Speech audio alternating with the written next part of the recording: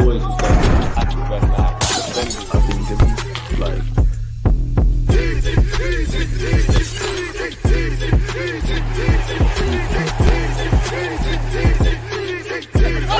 Random early Arsenal pre-season thoughts. I ain't even trying to take too much of your time. I respect that, people. I just want to say how I feel about the football club. So if you love it, stick around, smash the like button. If not, F off. Simple as that. Now, where Arsenal Football Club is concerned, again, technically we played 3 pre-season games. We played the behind doors friendly against Watford.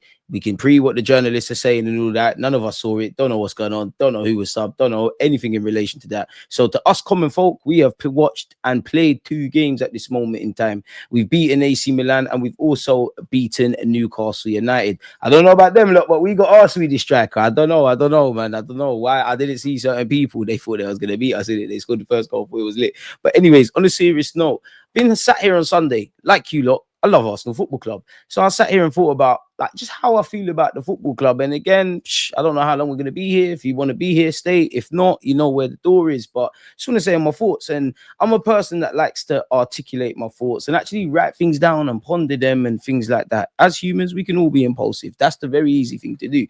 So I've written down 1-2 things, man. The first point I want to talk about is, and this is generally how I feel as an Arsenal fan, it is Gyökeres. It is Gyökeres. It is Gyökeres. It is Gyökeres. There's so much with Gyökeres to speak about, people. Just like, come on, man. Let's be serious with it now, Arsenal fans. Some of us like Mikel Arteta. Some of us don't like Mikel Arteta. Some of us have different plans about what the club is doing and about the ownership and the players and the football ethos and us winning or not winning trophies and all of that jazz, people. Everything in between that, people. But at the end of the day, we all love football, don't we? And not that we can forget about that, because that's the ambition. We need to be winning stuff. We need to be doing stuff. We flirted with it.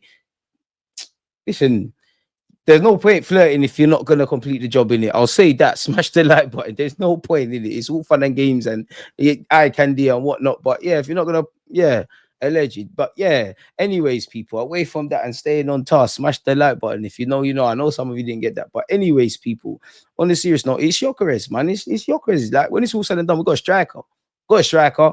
Obviously, I hope he's a success. And I want to mention Liverpool right now.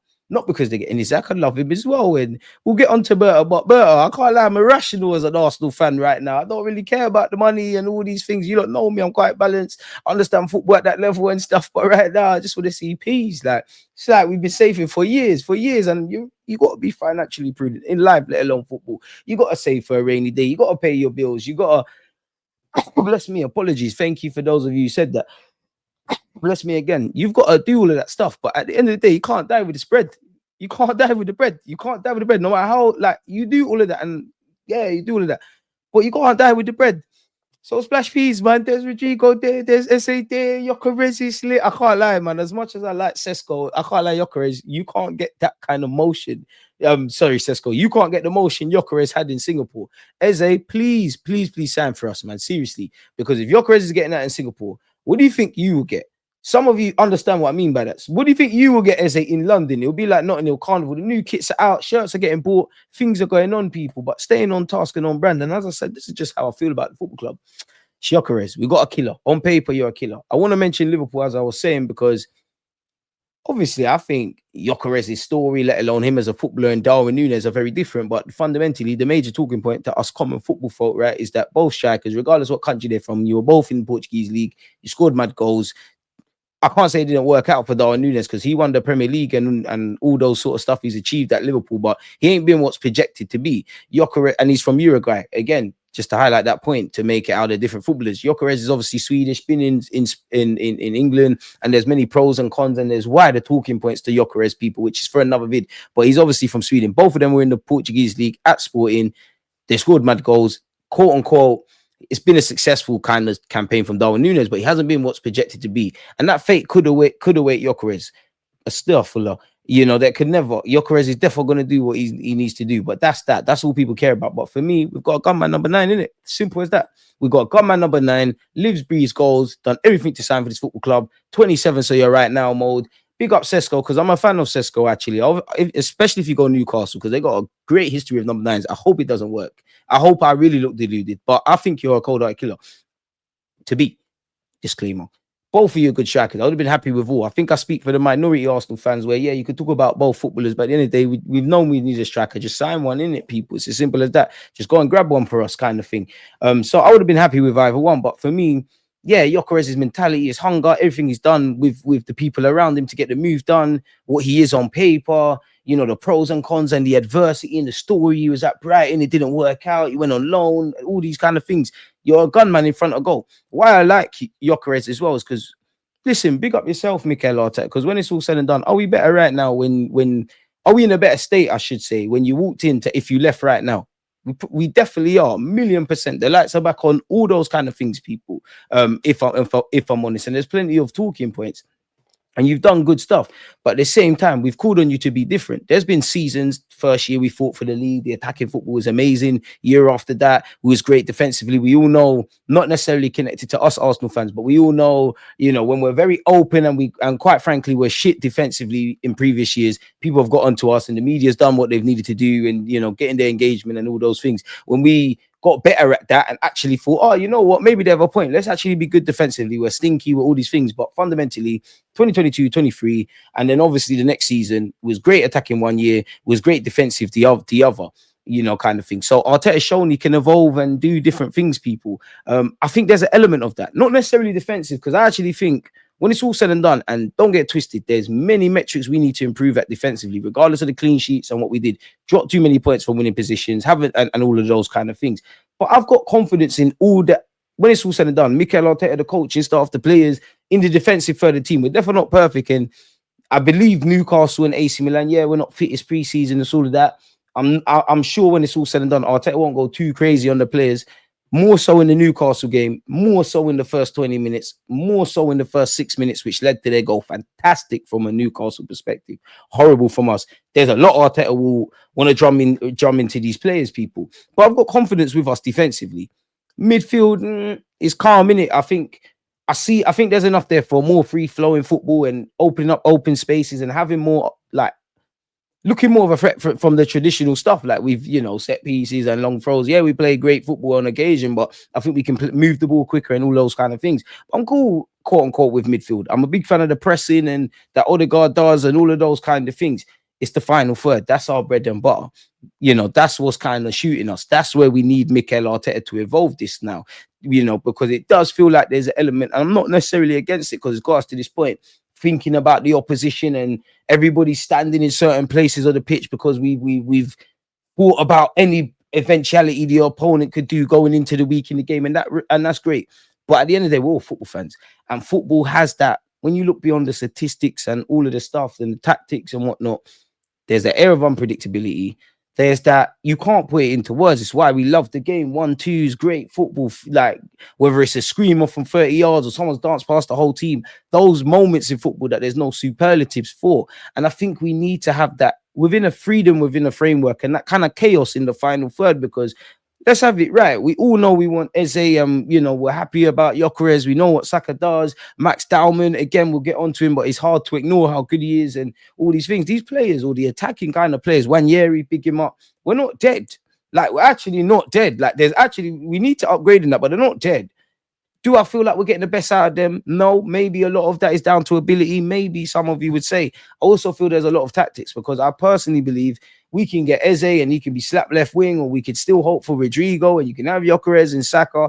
Do I think it's as white and black as Gyökeres is slapped on the pitch, crazy left wing is slapped on the pitch, and all our issues around low blocks and all these kind of anything you got to say around attacking play is solved? No, I don't. So naturally, it's not even a criticism of Arteta. There's something that you kind of need to clock, because we've played a distinctive brand of football. It's got us to this point. It has won us games, and obviously we've shot ourselves in the foot. But the double-edged sword of that is we are kind of predictable, and that's not to be disingenuous. We keep talking about low blocks. Anyone that plays a low block, I couldn't tell you the first team statistically that set up a low block against Arsenal since we've been in this title race. But somebody, like the first person's done it, and the next manager's thought, yeah, I might want to do things in my own way. Right? Arsenal struggled against the low block. Let me try that. And the next person's clocked the pattern, and the next one, and the next one. So you get where I'm going, people. So I do think generally through preseason, yeah, not everyone's fitting that. I think our press could be better. I think we need to improve defensively. I don't feel in these two games I've seen anything new. and those kind of things. And I do wonder with the fact that, yeah, Gyökeres got a great ovation, but he's not been in training, or maybe at the time of this video he's in training, but he's not had too many training sessions. Madueke is on holiday. He did want to go over there. They said what they're saying. And, you know, all the players that are in at this moment, but it doesn't feel like I've seen anything, particularly down that left-hand side. Big hypocrite to a degree, because again, the game against Newcastle, 2 of our goals primarily started from the left, but haven't learned anything new here. And as I said, I'm a person that writes down their thoughts, people, and I don't want to miss anything else out. I have to big up Berta as well, because when it's all said and done, you've been the sporting director since March. And yeah, I don't really want to praise someone for doing their job. You got a big reputation. You're doing big reputation stuff, but you know, let's have it right. Suddenly, there's been a lot of transition, and some could say, well, we all know this is important summer. Everything we've done and doing and speaking about this summer, we probably should have done last summer. But Bert has come in. You obviously picked up where other people have left off with Zubimendi. We've pivoted for Gyökeres and Norgard. Clearly, we've, you know, 1-2 new contracts. You're doing a lot. Clearly, the focus is going to be on outgoings, which is why I don't necessarily think Eze is happening anytime soon. What do I know? And we hear little rumblings around Gabriel Jesus. He might be going on loan somewhere potentially. If you, at the time of making this video on Sunday, the 27th of July, previously you would have been led to expect Zinchenko and possibly Trossard to both depart the club this summer, right? In the last, not even 24 hours, really, the last 12 hours, you're led to believe that, according to reports, they're happy to stay and Arteta wants them to stay, in which there's a deeper conversation for another video around our depth, people. So yeah, big up Bert. You're doing what needs to be done. You know, you would have seen Curtis and Cecil of AFTV obviously speak with William Saliba, and yeah, to a degree, he's never going to tell you what his next move is, but seemed like he's fairly optimistic on committing his future to Arsenal, people, if I'm honest. As well, on top of that as well, like, I'm keen to see what the dynamics just broadly, and I'd love to know your thoughts. Smash the like button of what it looks like for Gyökeres and Kai Havertz.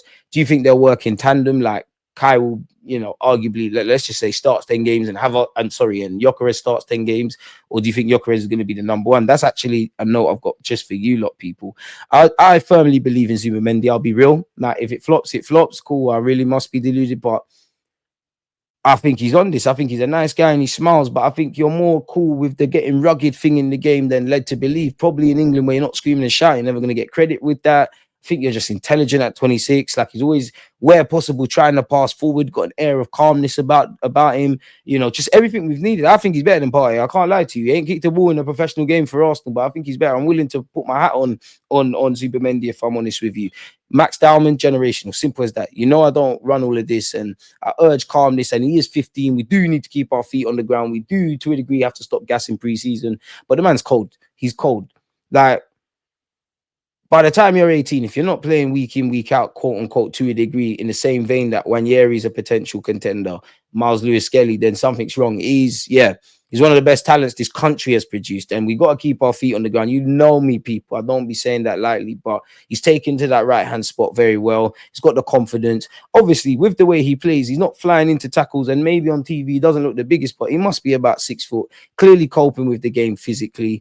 Probably Arsenal's, if I'm completely honest with you, one of Arsenal's best kept, worst kept, better yet, academy secrets in many years, because probably even before that, but people have been speaking about this kid since he was 12 years of age. Now, ability will get you in the room. Consistency and development and all that will keep you in the room. He appears to have a good family around him, obviously at a good club and whatnot, but he's cold.